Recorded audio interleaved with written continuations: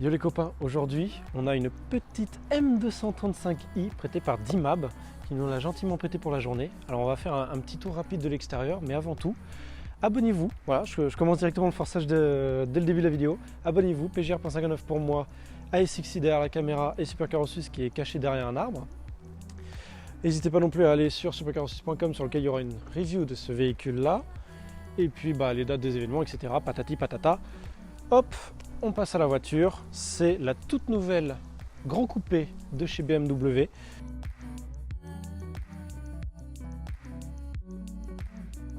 Voilà, c'est la petite berline, la concurrente de la CLA, la concurrente de la classe A berline ou de la S3 chez Audi. Et puis on a quand même un petit 4 cylindres 2 litres turbo qui est repris de la M135i et qui va être assez rigolo, assez sportif, une belle entrée de gamme dans la gamme M entre guillemets, parce que ce n'est pas une M2, c'est une M235i, donc ça veut dire qu'il n'y a pas de châssis M, c'est juste une voiture qui a été retravaillée par Motorsport. On va commencer directement à l'avant avec des optiques qui sont assez sportifs. Alors excusez-nous déjà dès le début, la voiture est un petit peu sale, mais c'est pas grave. Elle est dans une belle couleur, un beau noir bien sombre avec les petits détails de la calandre qui est sur cette nouvelle génération en bronze avec les rétroviseurs qui n'arrêtent pas de s'ouvrir et se fermer parce que tu t'approches de la voiture, elle s'ouvre toute seule, elle se referme, machin, c'est insupportable. On a une calandre qui est quand même assez musclée, l'avant elle a une petite bouille assez sympa qui va être mi-sportif, mi-élégant on va dire, avec des grosses entrées d'air de chaque côté ici et ici, à savoir que toutes les entrées d'air sur cette voiture ne sont pas factices. Ce sont des vraies entrées d'air ici, on peut vraiment rentrer la main, etc. C'est vraiment c'est du vrai, quoi. C'est pas de la fausse grille fermée, etc. Là, on a un petit nid d'abeilles. Là, on a la nouvelle calandre BM qui, selon moi, même si elle est grosse, ça ne me dérange pas. Personnellement, je trouve qu'elle lui va très bien.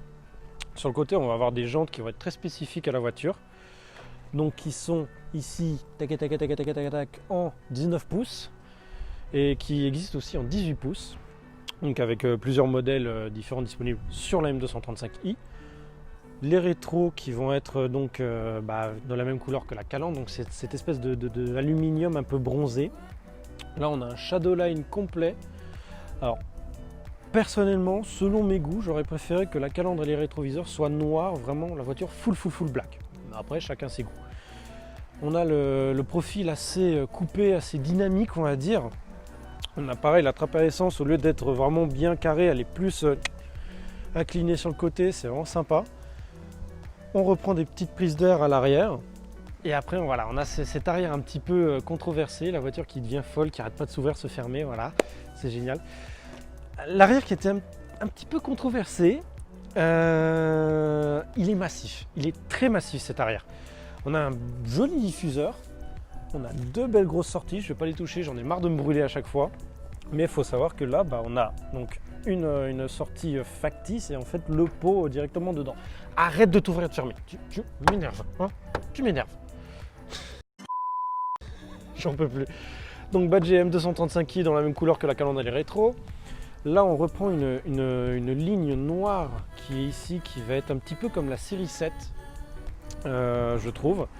Là, un petit becquet ici. Et puis moi personnellement j'ai l'impression qu'elle a une petite touche de série 6 GT. Je ne sais pas si vous voyez avec la grande malle de coffre.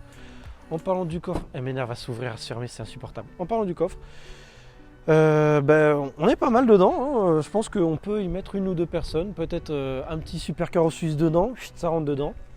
Mais en tout cas, tout le matériel photo, etc. rentre dedans à la perfection. Le coffre est bien carré, nickel, ça rentre dedans. On ferme ça, faut y aller, faut quand même pas hésiter à claquer tout ça.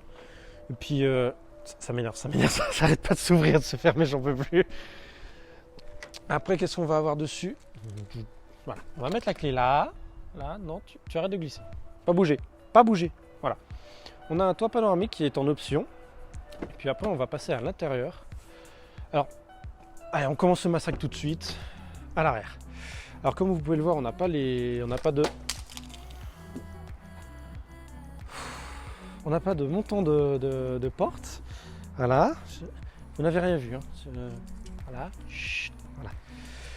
L'arrière qui va être un petit peu, comment dire, étroit. étroit parce que voilà, je vais essayer de mettre mon immense corps dedans. Alors déjà pour entrer dedans, il y a ici que ça bloque, c'est insupportable. Mais bon, une fois qu'on est dedans, je te laisse te rapprocher un petit peu. On a quand même la tête qui est dans le plafonnier. C'est le problème des coupés. C'est la série 4 coupés, il disait ça. La série 6 coupés, pareil, voilà, on a la tête dans le plafond. Néanmoins, les fauteuils sont assez confortables, c'est du cuir, c'est sympa. Est-ce que non, ça ne veut pas s'ouvrir, c'est pas grave. Je montrerai un petit truc après. Tu le mettras en post-prod là.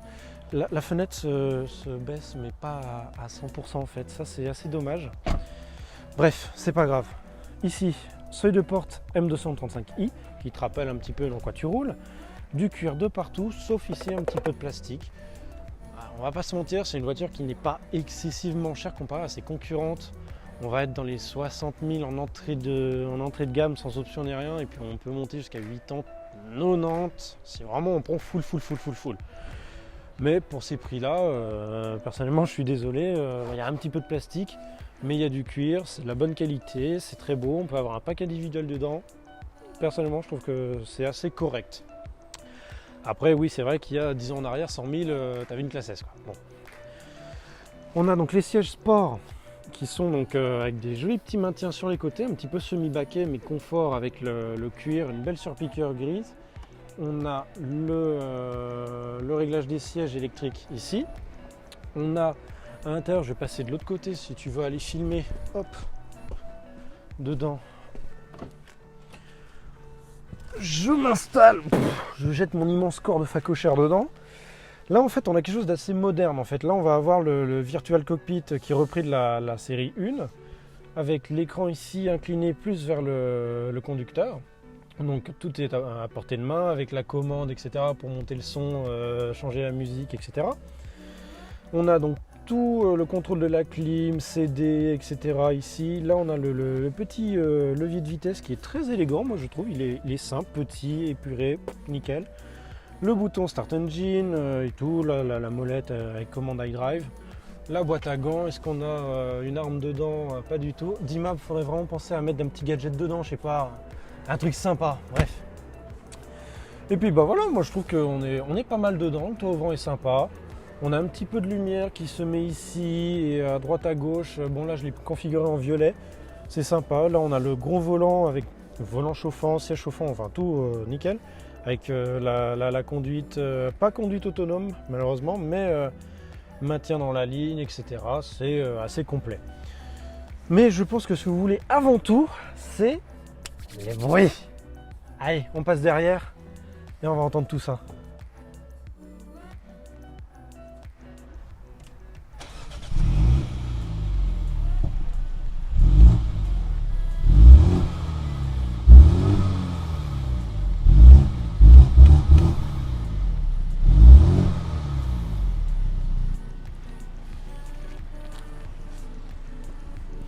Alors comme je le disais, c'est un petit 4 cylindres, donc vous attendez pas non plus à des retours, une puissance monstrueuse, hein.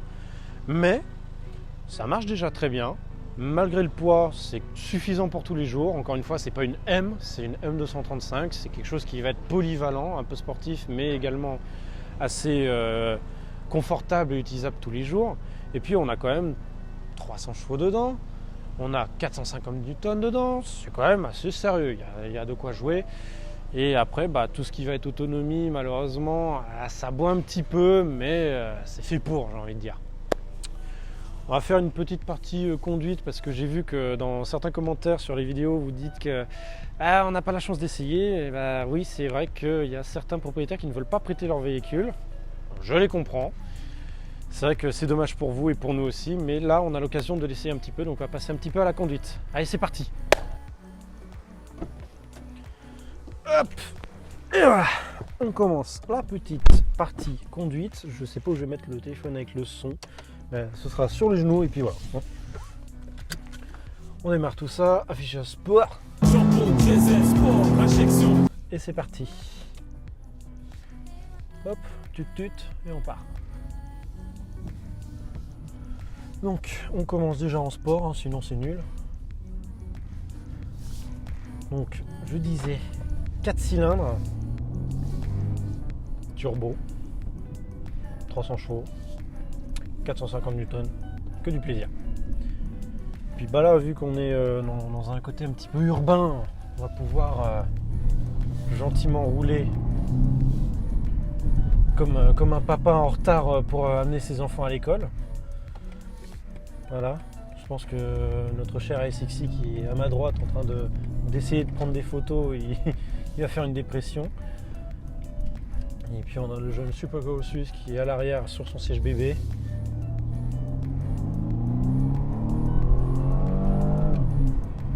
Alors ça marche bien, faut pas oublier, enfin j'ai l'impression, j'ai une petite impression qu'il y a un petit peu le même système de haut-parleur à confirmer que chez Audi, etc., enfin les autres marques, où on entend un petit peu le bruit du moteur à l'intérieur qui est synthétique. Donc après à confirmer, je ne suis pas encore professionnel de tout ça, à voir, mais tout ce que je peux dire c'est que ça marche bien. Ça marche quand même très bien. Et puis on doit s'arrêter gentiment au feu rouge parce qu'on ne veut pas brûler les feux rouges et finir en prison comme on en a l'habitude.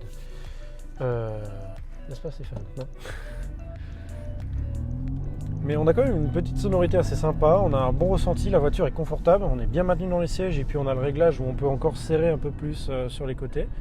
Moi, t'as vu mon ventre à bière, donc je vais pas... Arrête de faire clic clic clic clic. T'as vu mon ventre à bière, je vais pas commencer à serrer à fond, sinon la dernière bière elle va ressortir tout de suite. Donc voilà. Si je tousse c'est normal, c'est le Corona. C'est à la mode à ce qui paraît. On a un volant chauffant, on va commencer comme ça, c'est chauffant, hop, on arrête les essuie-glaces, il pleut plus. Et puis bah non, franchement le volant a une bonne prise en main, on est sur un bon gros volant qui tient bien, on est bien assis. On a une très bonne visibilité, franchement à l'avant et sur les côtés c'est nickel. Après niveau angle mort, bon, on a quand même un petit montant qui est quand même assez...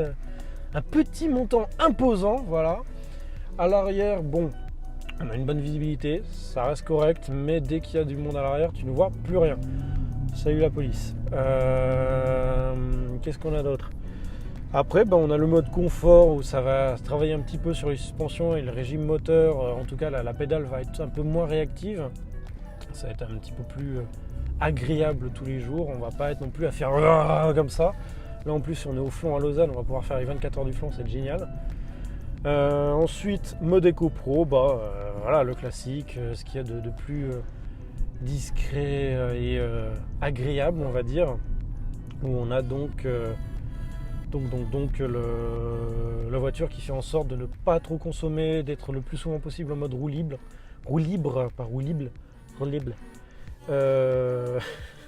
Ça y est, je commence à être fatigué. Et puis voilà, le petit éclairage d'ambiance, on est sur quelque chose d'assez agréable. Les palettes au volant. Et puis ça dit pas un mot, c'est très bonne qualité quand même, les matériaux sont très nobles. Et puis voilà. Je pense qu'on a fait le tour. On est sur une bonne voiture, une bonne entrée de gamme. On a même un chargeur à induction pour le téléphone. Alors, pour les petits téléphones de type iPhone 11, etc., ça passe encore. Dès qu'on commence à vraiment avoir un gros téléphone, donc les Galaxy Note, etc., ça va être un peu compliqué à mettre dedans. Heureusement, il y a quand même une prise USB où on peut mettre un chargeur. Voilà. Et puis, j'ai envie de rouler comme un fou, mais on est en ville, donc je vais essayer de ne pas faucher les gens. La voiture est noire, hein, donc mettre du sang dessus, je sais pas si ce serait vraiment politiquement correct, on va dire. Et puis ensuite, on va rester calme, on fait attention. Bref, je pense qu'on a fait le tour. On va s'arrêter là, je pense.